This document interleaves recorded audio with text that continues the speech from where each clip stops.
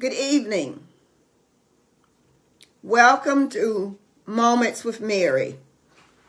Today, Monday, March 29th, 2021. It is indeed a beautiful, magnificent Monday, the last Monday culminating National History Month. I want to continue to thank all healthcare workers and frontliners for continuing to take care of us during these pandemic times. I ask you to get in line, take your vaccine, continue to mask, wash your hands, and ward off crowds. Today, I will spotlight Shirley Chisholm, American politician and activist, and share two poems and a quote to reflect Mrs. Chisholm and her published book, Unbought and Unbossed. The book was given to me by my sister Ethel for my birthday. American politician and activist Shirley Chisholm was born November the 30th, 1924 in Brooklyn, New York, and she died January 1st, 2005 in Ormond Beach, Florida. The American politician, the first African-American woman to be elected to the U.S. Congress, was a daughter of immigrants. Her father was from British Guyana and her mother from Barbados. She grew up in Barbados and in her native Brooklyn, New York, and graduated from Brooklyn College in 1946. While teaching nursery school and serving as director of the Friends Day Nursery in Brooklyn, she studied elementary education at Columbia University and received an MA in 1952 and married Conrad Q. Chisholm in 1949. She was an education consultant for New York City's daycare division. She was also active with community and political groups, including the National Association for the Advancement of Colored People and her district's Unity Democratic Club. In 1964 to 1968, she represented her Brooklyn district in the New York State Legislature. In 1968, Chisholm was elected to the U.S. House of Representatives, defeating the civil rights leader James Farmer. In Congress, she quickly became known as a strong liberal who opposed weapons development and the war in Vietnam and favored full employment proposals. As a candidate for the Democratic nomination for U.S. President in 1972, she won 152 delegates before withdrawing from the race.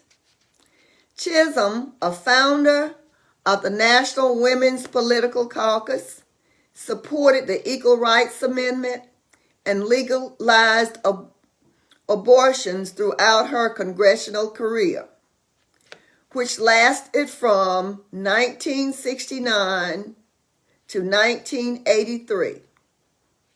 She wrote the autobiographical works Unbought and Unbossed in 1970 and The Good Fight in 1973. And I encourage you to read both, Unbought and Unbossed and The Good Fight. After her retirement from Congress, Chisholm remained active on the lecture circuit. She held the position of Puritan professor at Mount Holyoke College from 1983 to 1987 and was a visiting scholar at Spelman College from 1985. In 1993, she was invited by President Bill Clinton to serve as ambassador to Jamaica, but declined because of poor health.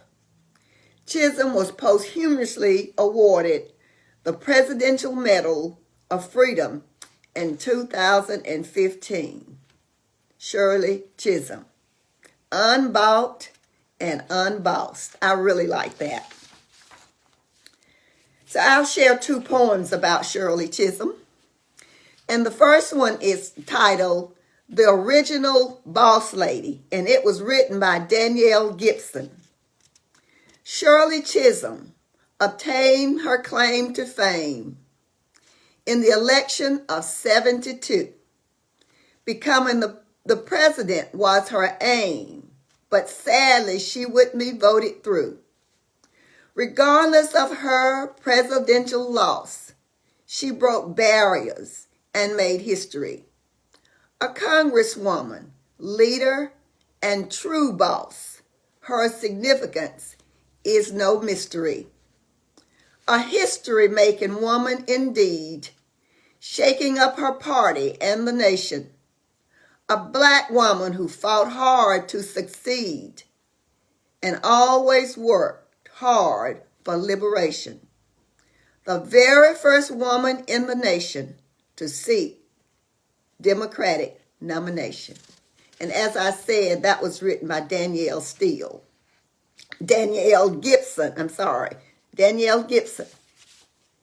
And the second piece is entitled Shirley Chisholm Knew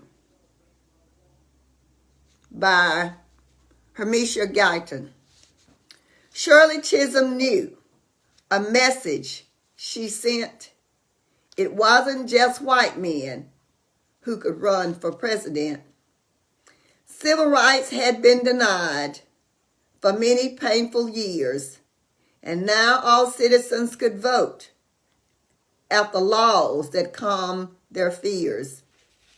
Shirley Chisholm would bring change, for the world was different then, and a woman was often judged by the color of her skin.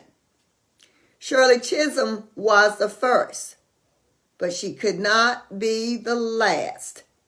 She sent a message far and wide. The times were changing fast.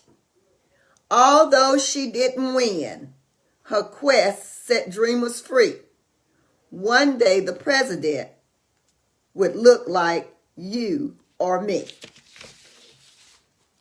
And a quote, one of Shirley's quotes, and she says, I want history to remember me, not just as the first black woman to have made a bid for the presidency of the United States, but as a black woman who lived in the 20th century and dared to be herself.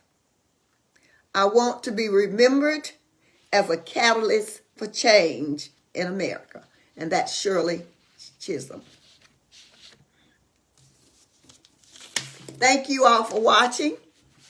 I see my friends, Lynette and Erlene.